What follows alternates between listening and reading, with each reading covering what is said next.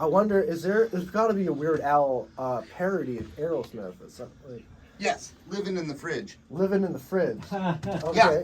Yeah, that's I don't think real. I've heard that. That's awesome. Okay. Instead of living on the edge. Living on the edge.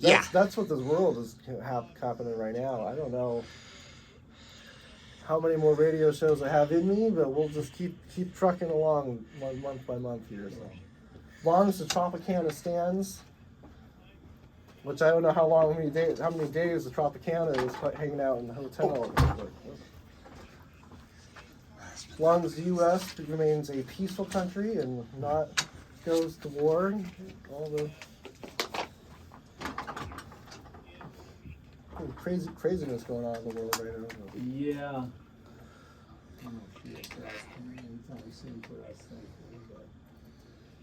Yeah, I wonder how this jury duty thing is going to work out. That will determine a lot of things here. So.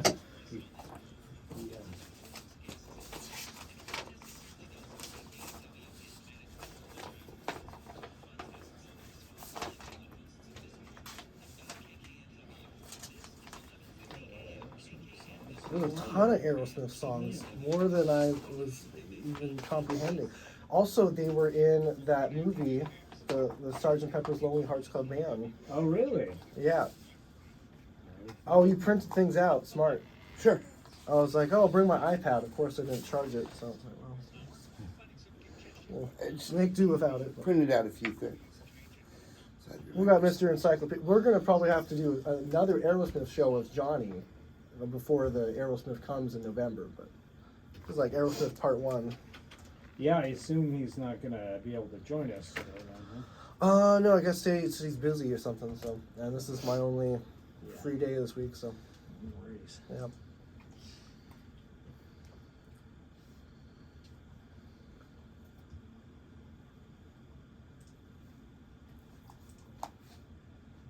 Tyler later commented, "I spent $64 million on drugs." Yeah, and then Joe Perry said, "There's no way. It makes for a good headline, but there's no way. There's no way anybody spent that much." Awesome, great quotes. So they were in the ruts in the 70s. Night in the Ruts. That is not a good album.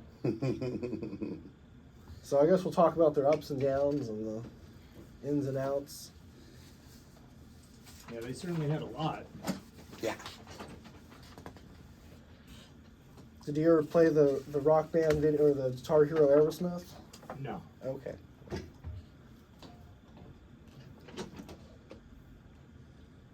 You're a real Guitar Hero instead. So. Yeah, Night in the Ruts, Rock in a Hard Place, and Done with Mirrors were all just really terrible. That was in that period where they were just so drugged up. It was crazy.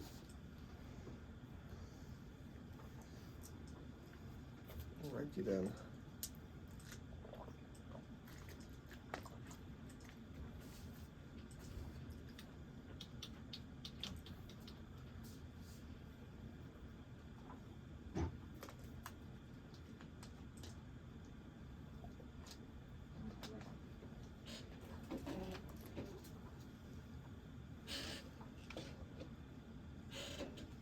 I think I'm ready to go if you guys are. We're perfect. I'm ready.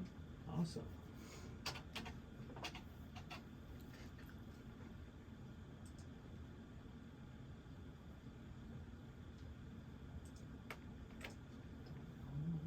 There we go.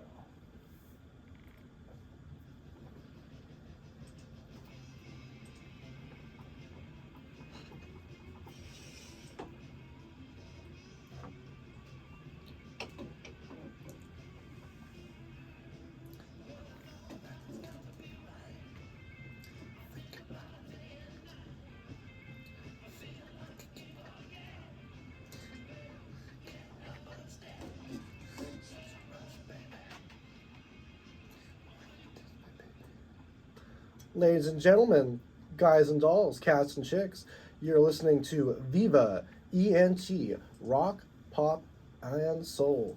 I'm Devin, the Ragdoll Dude, filling in for Johnny the Capo today as he's out at the shores.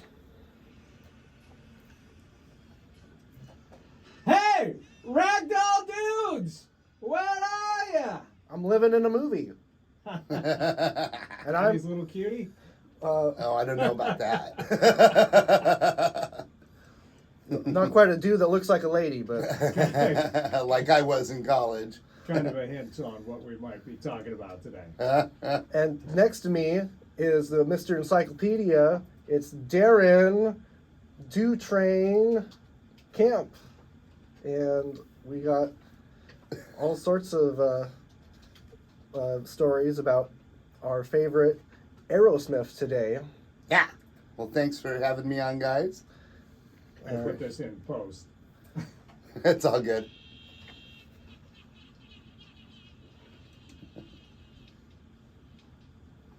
I. Yeah, thanks for having me on, guys. Appreciate it. Dutrain of Seattle on board, right next to our conductor, Mr. Eric C.C. Ryder. That's right. It's me, Eric. Eric C.C. Reidar. Yeah. We don't have the magic of Johnny aboard today. We're slightly thrown off by the absence of our fearless leader, Johnny the Capo. The Capo. He'll be back with us next week. And we're going to talk about Aerosmith with him because he's seen Aerosmith as well. But Yeah. But so have you. You've seen Aerosmith. I have seen them twice so far. Yeah. Once in 1990 on the Pump Tour, and then once in 1993 on the Get a Grip Tour. Yep, both great shows. And we're going to see him again at Climate Pledge Arena on November 24th. Yeah. The show was postponed. We were supposed to see Kiss in the same month as Aerosmith, but then Aerosmith postponed due to... Yep. And that's Steve. why I'm wearing my Kiss shirt today. And we just saw the Black Crowes this week at McCall Hall, and we're excited to see them again. On Monday. Yeah, on Monday, yeah. Great show. Yeah, I can't wait to see them again opening up for Aerosmith.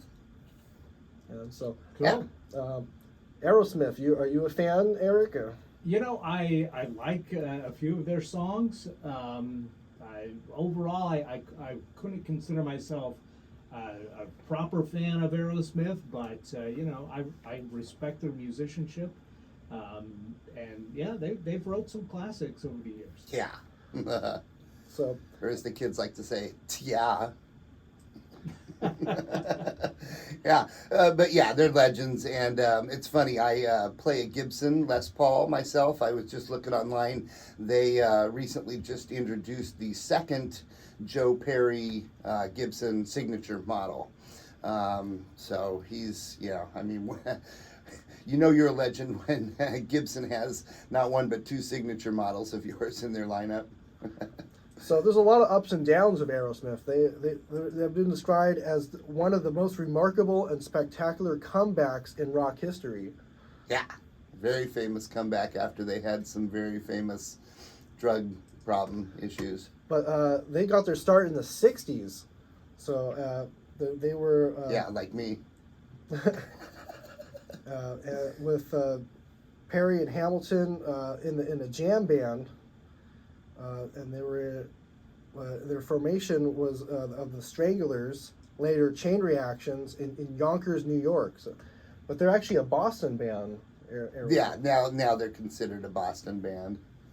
Yeah. So they play their music at the Red Sox games. And... Yes. Oh yeah, they have lots of connections to that stuff. Well, they're often referred to as the Bad Boys from Boston. And one of America's greatest rock and roll bands. But of course, Joe Perry and Steven Tyler are also referred to as the Toxic Twins. Right. But yeah, I mean, legends and a long history of, albums and touring and mishaps and incidences. Definitely didn't hurt that Joe Perry kind of looked like Sylvester Stallone, and Right. and Steven Tyler kind of looked like Mick Jagger. Right. So they were already cast in the mode of famous people, from the word jump, Right. So yeah, they may be destined for success. Oh, I mean, when we were kids, we used to sit and wonder who has bigger lips, Mick Jagger or Steven Tyler? Right, and Steven Tyler famously had a T-shirt, "Who the F is Mick Jagger?" Mick Jagger, yeah. People accused him for Right. Mick all the time. Exactly. And he had a tongue like a snake almost. So Right. Almost sticks like what Gene Simmons from Kiss. So they've sold over 150 million records worldwide. Mm-hmm. 85 million records in the United States. Do you have any of crazy. these? Did you buy those records when you were in? Oh, sure. But so I'll be honest, I got into Aerosmith like in terms of buying records or CDs or stuff a little later in the game. So I didn't really get a lot of the early stuff. I mean, I remember getting the Greatest Hits album and, love that. And then when I was a DJ in college, that was when Permanent Vacation came out, and I remember buying, that CD and maybe one of the other ones after that. Yeah. But I wasn't super huge into collecting their stuff. And then that kind of influenced your life to just live a permanent vacation at this point. That's right. Always living the permanent vacation. Permanent Vacation was their big comeback. It was. It was at 1987. I 87. believe that was after Walk This Way had became this huge Yes. crossover hit In and put 86. them back in the limelight again. With Run And DMC. Yeah, exactly. Yeah. So they had this career in the 70s where they were pretty successful. Yeah. And then they kind of faded out as far as popularity went. Yeah. Then Walk This Way happened, and they became a massive band again, bigger than ever. Yeah.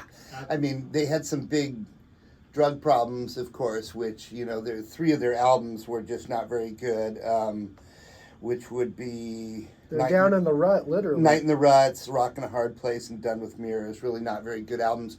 And so one of their managers or people convinced them to get cleaned up and go to rehab and was convinced that he could turn them into the biggest band ever if they all got cleaned up.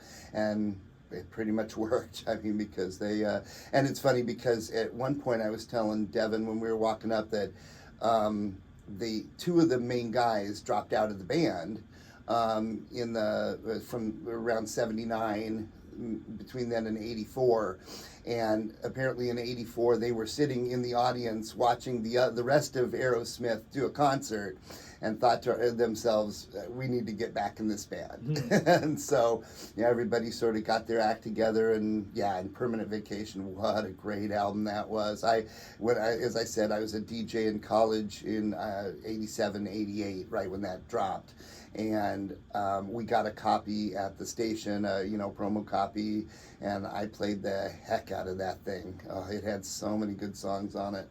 What are some of your favorite songs on that album? Including my theme song, Dude Looks Like a Lady. So in college, my nickname was Dag, D-A-G, and it sounds like what they say, Dag, dude looks like a lady. And so I had long hair in college.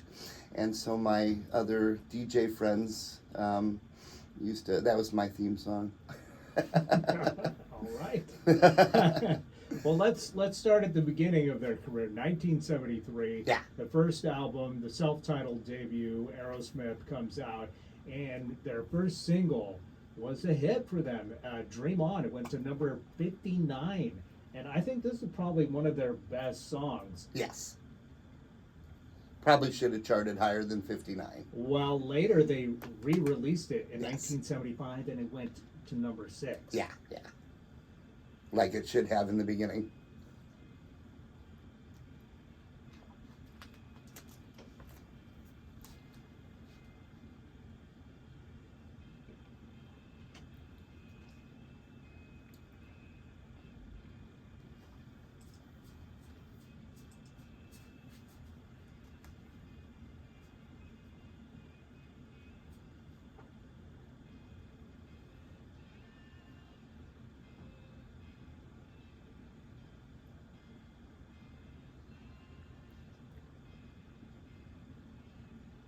And of course, there's a subtle drug reference right there.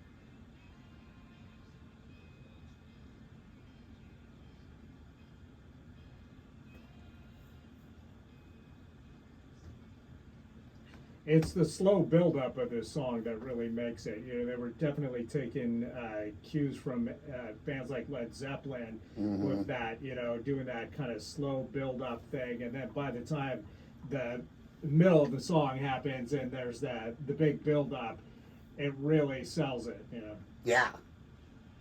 Yep. When the drums come in real hard. Right.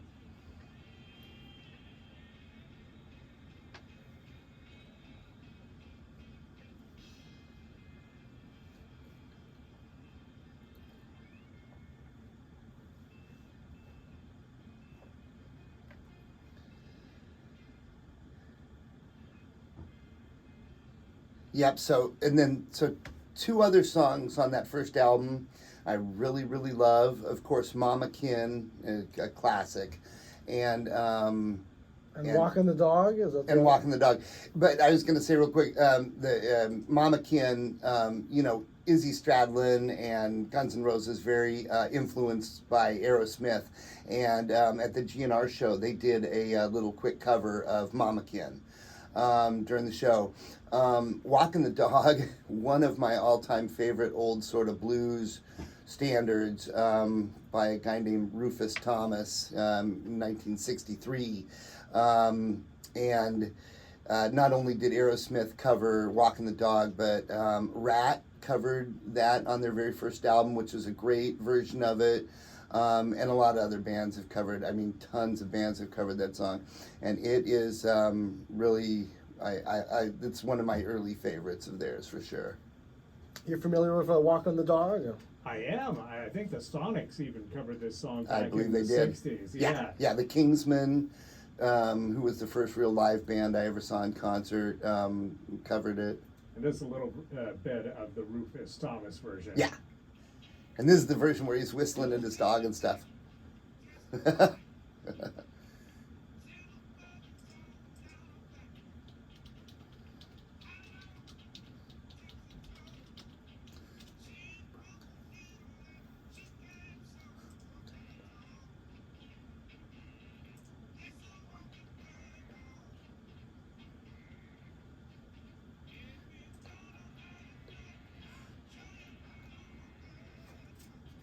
And here's a little bit of Aerosmith's version. There's the whistle at the dog. I love it. It takes a sec sometimes. No worries. It's do its thing. Here we go. Come on now. Oh, my computer's being funky, so we'll get back to that. But other songs on that record that you enjoy? Mama Kin.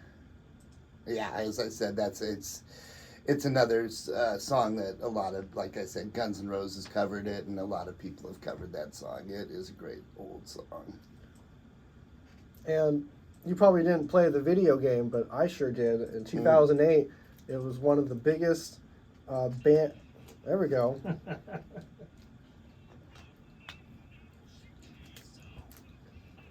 There we go.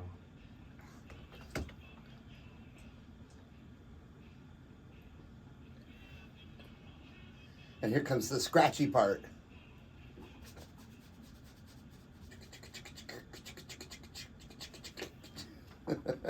Nice. Yeah. I can't do that with my cat, though. Please don't do that with your cat. But your cat could do that if your cat could play guitar. They were cool cats, but so they had Guitar Hero, like Metallica, and all these releases in their early 2000s. But yeah, Guitar Hero Aerosmith was considered the best-selling band-centric video game, and I played that as a young teenager and got almost all the achievements in the game. So I am stoked to see them in real life. Yeah. Because I've never seen them. So You'll be amazed. Have you seen them, Eric? Or? Only on TV. Oh, on TV. Okay. Yeah. So 75, the second album comes out and yields a second hit for them, Sweet Emotion, which another song that I actually think is pretty darn good. Yeah. This went to number 36. And here's another one with the build-up. Yeah. Yeah, I think even better build-up than Dream On. Yeah. I love that dreamy intro here on this. And it's the vibra slap, the little thing that he's doing. We saw a band use that recently, and I had to ask him what that's called. It's called the vibra slap. Very cool. Yeah. It almost sounds like a didgeridoo is involved. Oh yeah, yeah, it might be.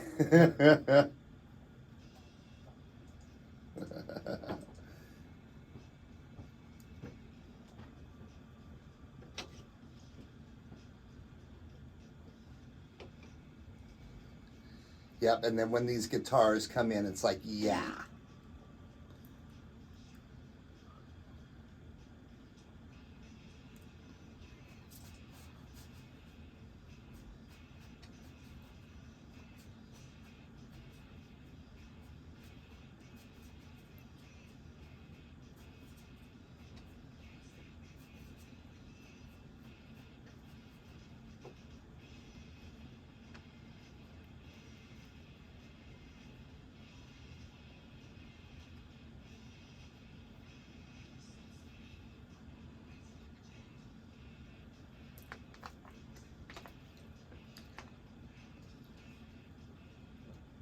Many Aerosmith fans believe that Steven Tyler wrote all the lyrics to the song about the tension and hatred between the band members and Joe Perry's first wife. Ouch. Yeah. Tyler himself has said that only some of the lyrics were inspired by Perry's wife. Yeah. Wow. Well, if you read up, part of what caused Joe to leave the band in 1979 was the fact that his wife threw something at one of the other band members' wives. Oh goodness, now I'm going to get it. Tom Hamilton's wife. Apparently, it was milk. Yeah, it was milk. Threw milk over Tom Hamilton's wife. Yeah, and then later Joe and Steven got into an argument about whatever his wife and stuff, and by the time they saw the show in '74 when they were not in the band and they were watching Aerosmith, he had divorced his wife. So they made a mountain out of it. It was good to get back together because she was gone. Well, this song was co-written by Steven Tyler and bassist Tom Hamilton, and you can hear that the bass player co-wrote this tune because the bass line rules. Yes, yeah.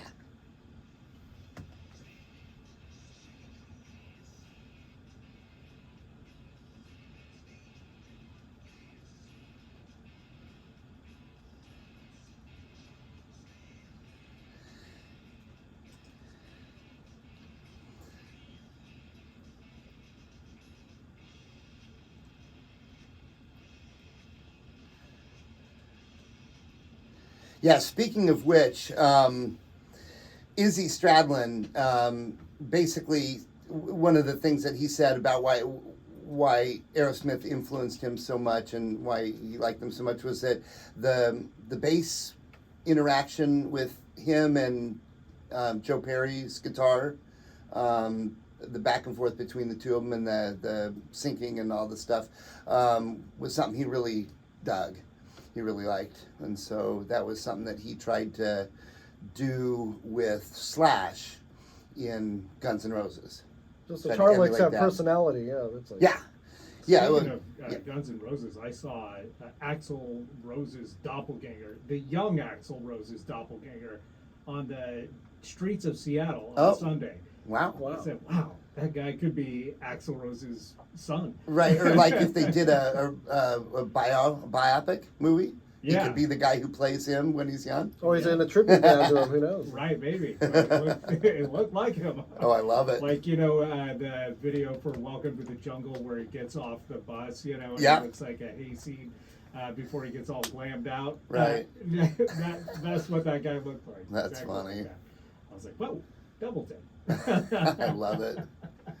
And, the Toys in the Attic album, Really Sweet Emotion was the only hit from that, but they did release a song that would later prove to be a massive hit for the band.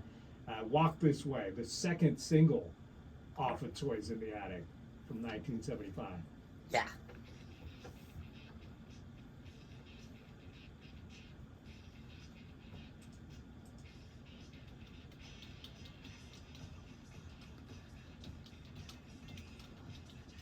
Listen to the bass in this song.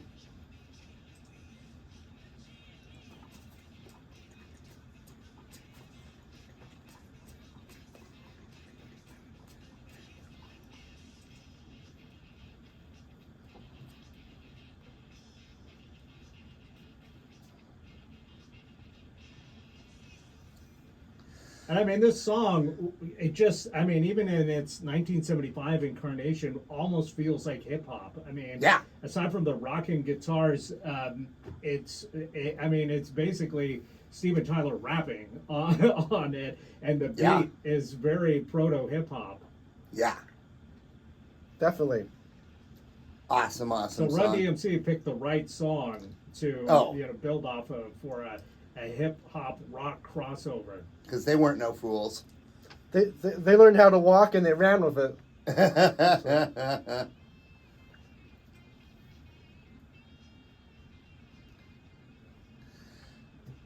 So I told you that I love Walking the Dog, but there's one other cover that is on that same album, Toys in the Attic, that is probably my favorite Aerosmith cover. And that is the big 10-inch record. Do you guys know about that song? I do know about that song. No? Yeah, Tell us more. let's listen to a clip if you can maybe pull up a little clip. Yeah, well, tell us about it. It's an old blues song. I can't remember who the original was. I'd have to look it up, but I didn't print that one out, unfortunately. But it's an old blues, sort of not maybe a standard. It was maybe a more obscure blues song, but it is very, suggestive, of course, because bands like Aerosmith like to be suggestive about stuff in their songs.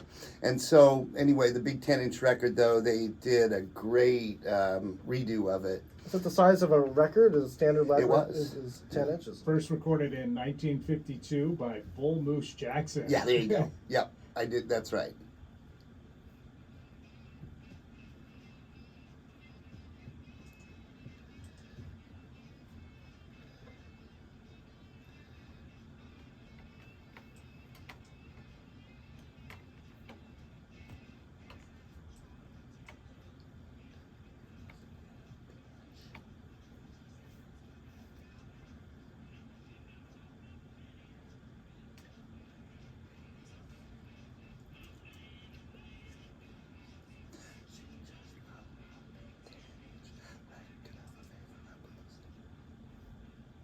All right. I said it was a little suggestive. Yes. And you weren't lying. I wasn't lying. I don't like to do that. Yeah, you gotta watch out if you're in an elevator. It's like it's gonna make love in an elevator. You know how You don't want to pull out a big 10-inch record in an elevator, right. that's for sure. Right. Why not a 12-inch? A 12-inch single, huh? Yeah. Well, you know how Dream On was originally released in 73. It went to number 59.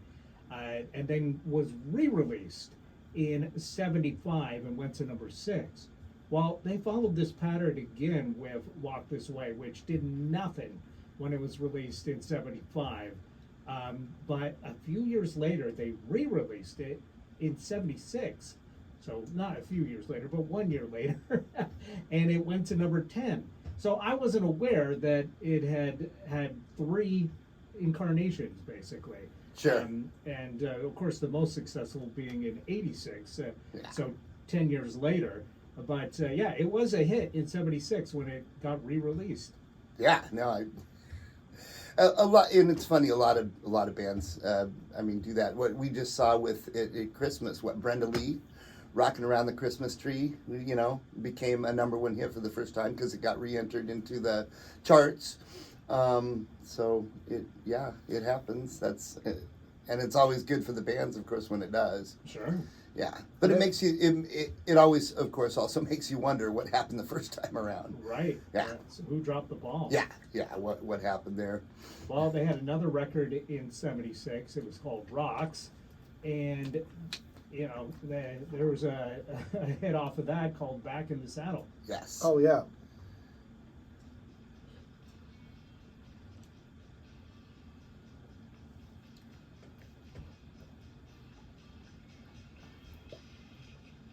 Kind of love the actual horse sounds in the background.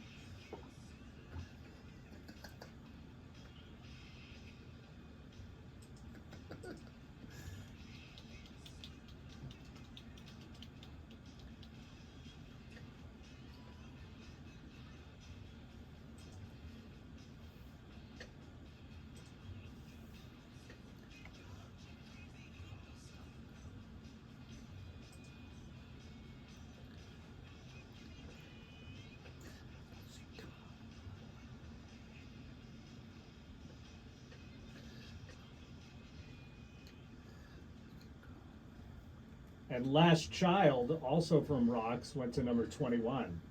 Yeah. You know what this song reminds me of? Fame.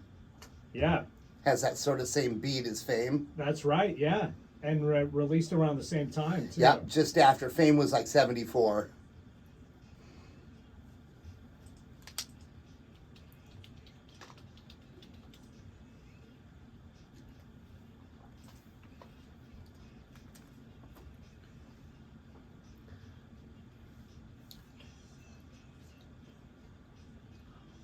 Yeah, I do wonder which one was first because Fame was released in June 1975. Oh, was it 75? Yeah. Okay. So this would have been pretty concurrent. Yeah. But something was in the air because James Brown had a song Yeah. with this riff and There was a lawsuit. and Fame. Yeah, absolutely. Yeah. This And one not quite as on the nose as James Brown's Right. song Fire. Right. But yeah, very similar to Fame. Yeah. Good ear. Yeah. And all these music videos back then were taking over MTV. Mm-hmm. Mm-hmm. Well, MTV didn't quite exist. Yeah. It was. It would have been. Like They were doing 81? videos, but yeah, 82, I think, maybe. Wow. Or maybe 81. They were doing videos and stuff, but they didn't have the same platform as MTV to do stuff. There were some shows like Burt Sugarman's Midnight Special and, you know, some other shows that would showcase bands or show band videos late at night or But they were whatever. in that movie, Sgt. Pepper's Lonely Hearts Club Band. Yeah, That's right. yeah, and I was gonna actually say that we're getting to that place where they were. When in did the they come movie. out? About 78 or so? Or? Yes, That's right. 78. Yeah. 77 saw Draw the Line from them, which featured Draw the Line and Kings and Queens. Mm-hmm. Kind of minor hits for the band, but this version of Come Together in 1978 from the Sgt. Pepper's Lonely Hearts Club Band soundtrack Yeah, went all the way to number 23 for them. yeah, and I have a little story about this when this ends.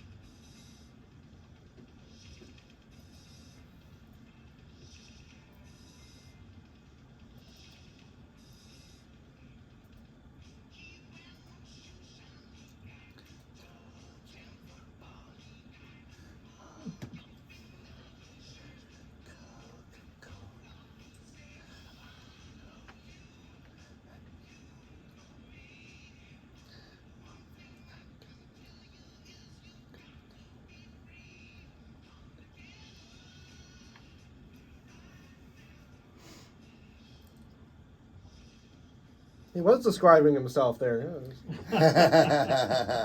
Yeah. Yeah, something sounds weird to me hearing Steven Tyler talk about toe jam football and stuff like that. You know? Right. But a very credible version of the tune.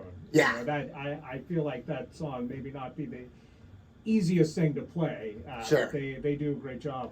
So first off, that song is very instrumental in my novel, my John Lennon novel, The John Lennon Conspiracy, and it's a central part of the end of the novel. But Has that been released, or is that something we? it is something you can find online for free on lulu.com. Look up my name, Darren T. Camp, and then the John Lennon Conspiracy on lulu.com. That's my publisher. It's free to read. It's only an ebook. It's not printed in paper yet.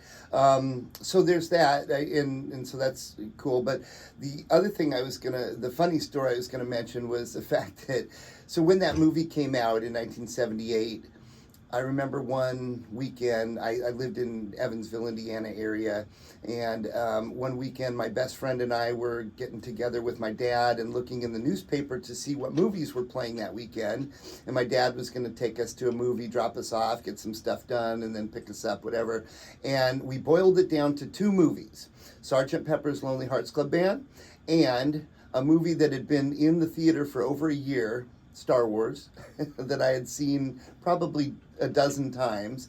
And I was getting into music at a young age, and so I was sort of more leaning towards the Sgt. Pepper's option. But I was outvoted 2-1 by my best friend and my dad, who thought it would probably be a safer bet to go see Star Wars again. So we did. Well, I think a lot of people made that decision because Yeah. Famously, Sgt. Pepper's Lonely Hearts Club Band was a flop. Yes. But the soundtrack seems to have done pretty well. The Earth, Wind, and Fire on it. Yeah. Yeah. Billy Preston. That was a great soundtrack. Yeah.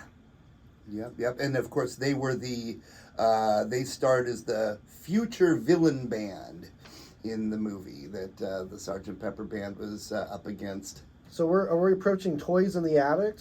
Is that Well, Toys in the Attic, I believe, was the second album and Third album. That's right, and so that did have Sweet Emotion on it and Walk This Way.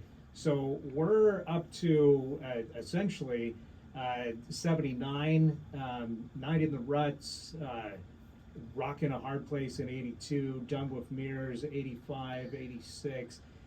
These albums didn't really yield them any big hits. They had some play on the U.S. rock charts. Let the Music Do the Talking in 85 was probably the biggest hit from that era for them. And then, so they're kind of in the wilderness at this point with the record's not selling that well. And you as a fan say that these aren't their best albums. But that was also when the other two main guys were not in the band. Right. Yeah. So what, Steven Tyler and Joe Perry. And Joe Perry no longer in Aerosmith at this point. Yeah, and as I said, they're sitting in the audience at one point in 74 watching Aerosmith and thinking to themselves, we really need to get back in this band and get the band back together. The band back together. And as I said, his wife he had divorced his wife, Joe Perry, so she was out of the picture and wasn't really a burr under their saddle anymore. And he said in 75 they got into the studio and sort of all looked at each other and just thought, yep, we're back home. We're where we're supposed to be. Wow. Yeah. Yeah, apparently Rockin' a Hard Place, the 7th album, is the only one to not feature Joe Perry on it. And when you've got somebody like him that is such an essential part of their sound, it seems wild to even continue without him. But so they were wandering, still making records, still trying to get it together. The fortune's not so great for the band, but a rap group from Queens, New York. Yeah, the Run DMC thing is really... released a cover of Walk This Way with Aerosmith and sampling heavy, and then the video kind of really changed everything for Aerosmith. Yeah, brought their career out of the gutter. Exactly.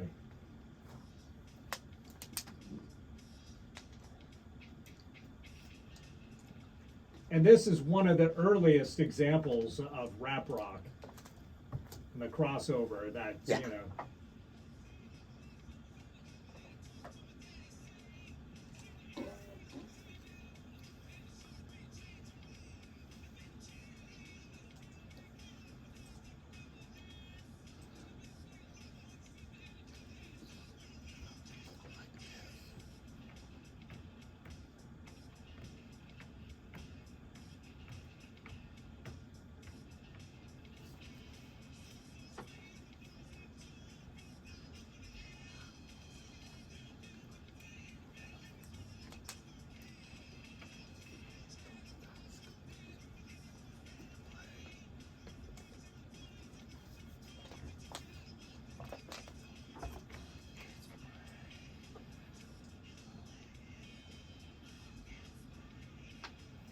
And new recorded vocals by Steven Yeah. Tyler. Well, actually, a Specifically lot for of that. it is re-recorded. Yeah. And Rick Rubin produced the song, and he brought in Tyler and Perry to re-record their parts. Yeah. Initially, Run and DMC intended to mimic Tyler's delivery, which would have been pretty interesting. But they were convinced by Jam Master Jay, their DJ, to do it in a more natural rap flow. Yeah. Perry also recorded the bass tracks for the song. The studio didn't have a bass at hand, so one of the Beastie Boys who happened to hang around the studio went home and brought in his bass for Perry to use. Nice. So the Beastie Boys really playing an integral part in this. Who knew? They had fresh kicks, and the walk was a bit peppier. And this would have been my first introduction to Aerosmith. Yeah. At this point, I didn't know who they were, and this video is just a great video with you know, them kind of both groups practicing on either side of a wall, and then eventually like breaking through to each other to collaborate. And it's pretty great. Yeah. And this was 1986, the year I graduated from high school. That's right. Yeah. Released July 4th, 1986. Yeah.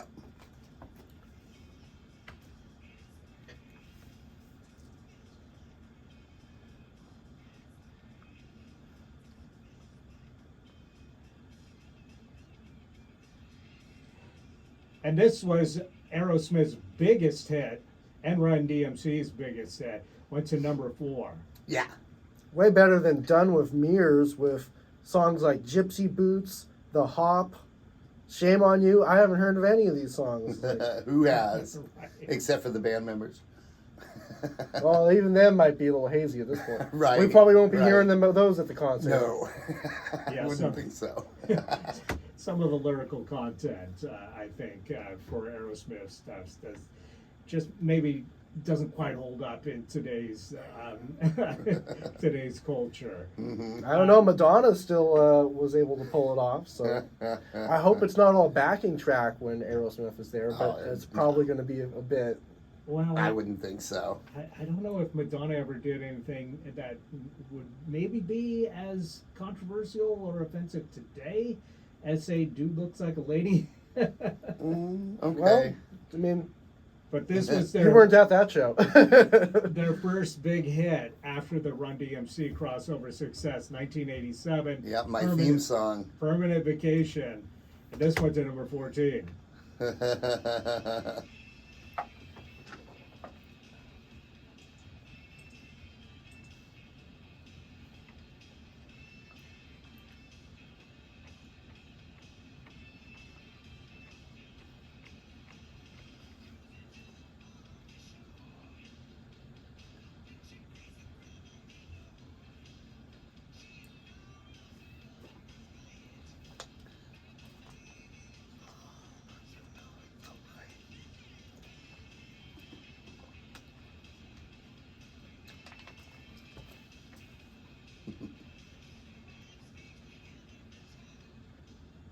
Apparently inspired by Motley Crue and especially Vince Neil. I like it. Well, they did look like ladies, kind of. They're a motley crew. Well, apparently this is the first album they did sober, Yeah. and actually the music holds up. It's okay. Oh Music's yeah, still the music is Catchy, great. better than ever. probably the first time they used horns on a track as well. Sure. Yeah, and it definitely paid off for them. Mhm. And then the Although follow- they did use flute on one song in their first album. Interesting. Yeah, yeah. We'll go back and check that out later. Yeah. The follow-up was a bigger hit. Angel went to number 3.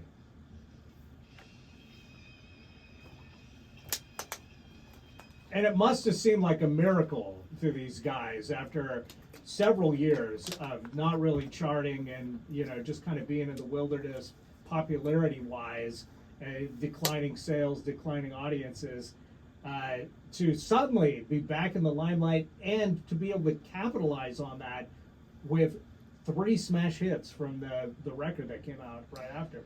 And it probably just really reinforced the dude's point that getting clean and sober was, you know, Right, kind of important for them. was mandatory Yeah, almost. absolutely.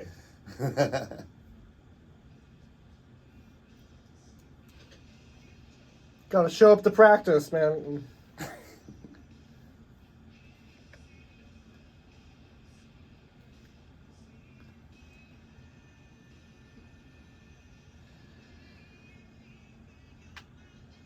But this was like the era when the big heavy rock ballad was like a big thing, like Sister Christian, and Absolutely. a lot of bands had these big ballads like this. Even the hard rock bands, Scorpions, had. Yeah, I mean, if you think about the 70s when they came out, there was hard rock bands, but it wasn't quite as ubiquitous as by the mid 80s when they made their comeback. They just really made their comeback at exactly the right time for glam rock, hard rock with glam influence to, you know, be, you know, one of the biggest bands in the world. You know, if they had made their comeback in the 90s, might not have had quite the success that they did by coming back in 86 with Right. crossover success. Especially because the 90s was dominated by grunge. Right.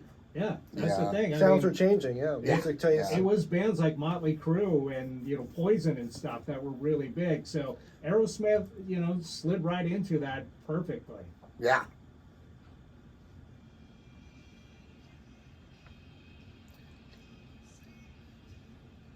And then the parallel to the Black Crowes is they're gonna have that song, play that song "She Talks to Angels." So There you go. Yeah, they could do a Right. medley.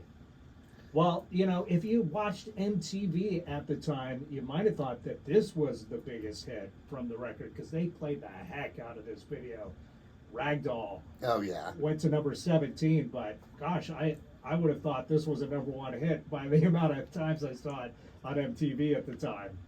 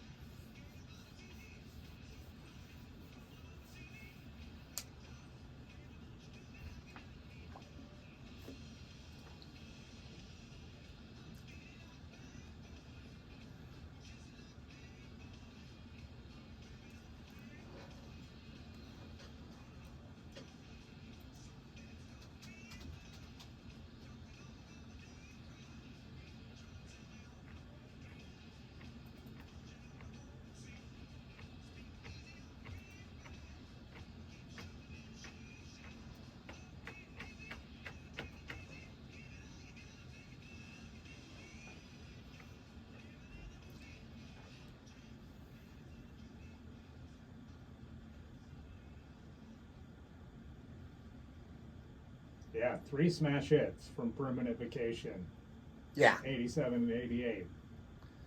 Yeah, like I said, I had that CD at the radio station KSMC St. Mary's College in 87, 88, right after it came out, and I just played the heck out of that CD.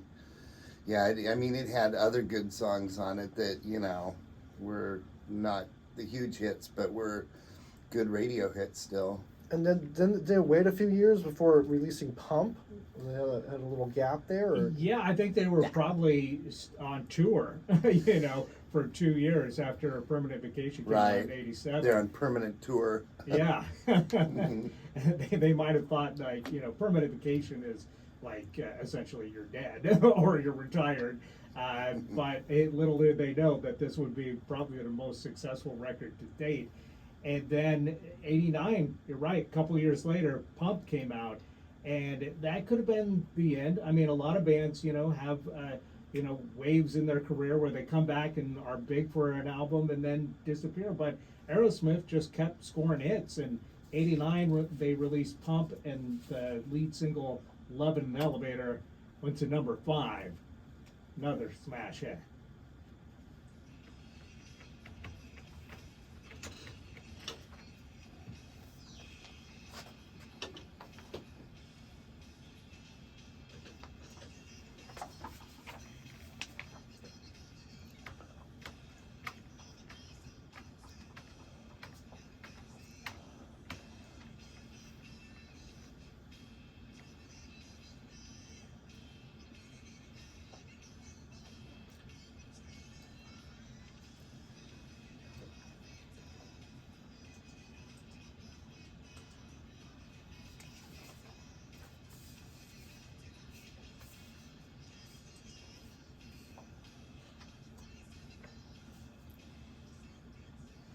it's quite a music video too.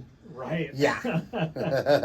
And they definitely kind of mastered this party rock, pop rock sound like nobody else at the time. This was just like, that maybe Def Leppard would have been the other band that really had that, like, just super tight, super polished, hooky as hell kind of sound. And, it paid off big time for them. Yeah. So Yeah. excited for the lineup this year. We're seeing Def Leppard, seeing Aerosmith. Yeah, we're gonna see a lot of We great just added bands. Missy Elliott and So, Timbaland. That's I gonna be just fun. looking. I printed out the set list from the 2 concerts that I saw, Aerosmith in '90 and then '93, and some interesting stuff. First of all, with the one from Pump Tour, you know how bands always love to, when they're in Seattle, do like a Seattle band tribute. Well, they did the song Red House by Jimi Hendrix Experience in 1990. So that was pretty cool. Their big Seattle tribute. That's awesome. Yeah. Yeah. Nice. Maybe we'll do something like that again. Yeah. And then, real quick, the other thing I was going to say is that, and I just realized that, I had the Moose Allison information in front of me here, but the Kings and Queens, we mentioned that earlier. It was one of the sort of lesser sort of hits, but when I saw them in Seattle in 1993, they actually did the song Kings and Queens for the first time live since 1984. So for almost 9 years or so. So that was pretty cool. But yeah, those guys are great in concert. We're gonna, when we see them this year, it's gonna be fantastic. I mean, they're just excellent. Black Crowes are playing some songs that they hadn't played in years either. So Yeah, Black Crowes. Yeah, they played a few tour debuts on our show, and then they played some songs they hadn't played since the 2000s. Yeah, they've been. That's one of the points, I think, of their new tour, is getting out old songs that they haven't played in a while, and also doing old covers. yeah, the Roadrunner, the Bo Diddley cover. Yeah, that's getting a lot of hits on YouTube actually right now. That one is a big one, and they've been doing the song Carol by Chuck Berry, and a lot of other good covers that they've been throwing into their sets. And they have a lot more hits that we could talk about, because well into the '90s, they were still scoring hits. But unfortunately, we got to wrap up. We're out of time for today. So anything you guys want to talk about before we get out of here today? Well, it's my birthday this week, so that's Yeah. going to be Happy birthday. Happy thank you. birthday to the dude. And we're having fun on 420, seeing Tommy Chong at Yeah. the at the Muckleshoot Casino. Muckleshoot Casino, and then I'm seeing real Devin the Dude at Nectar Lounge on the 21st. That's so. right. Right on. And then AJR's coming up on the 26th, Mm-hmm. and Justin Timberlake and Rolling Stones and Billy Joel and May. So It's going to be a crazy, crazy summer this summer with concerts that we're going to. So, Very cool. but got to talk about your YouTube channel for a moment.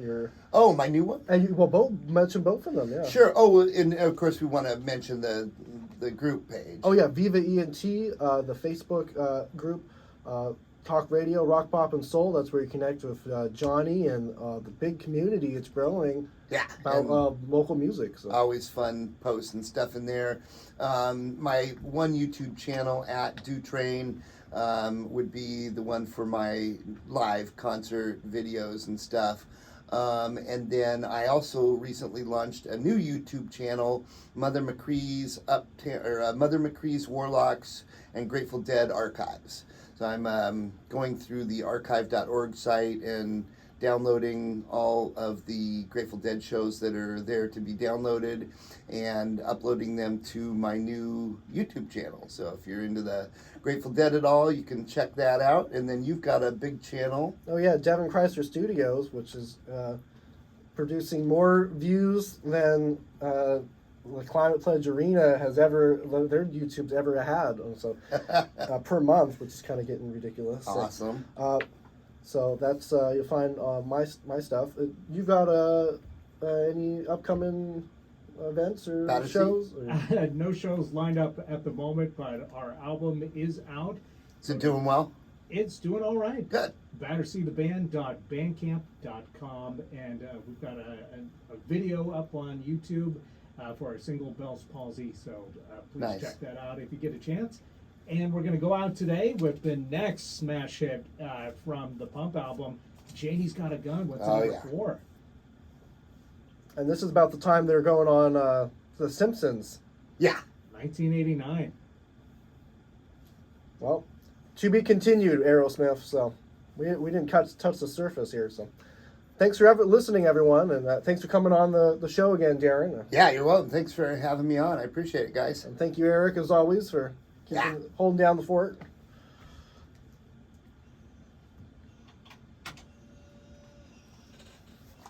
Cool.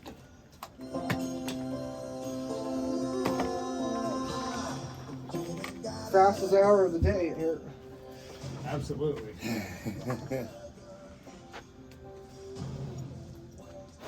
Good stuff, guys. Yeah, Good thank job. you. Yeah. Thank you very much. Yeah, appreciate it. Yeah. Keeping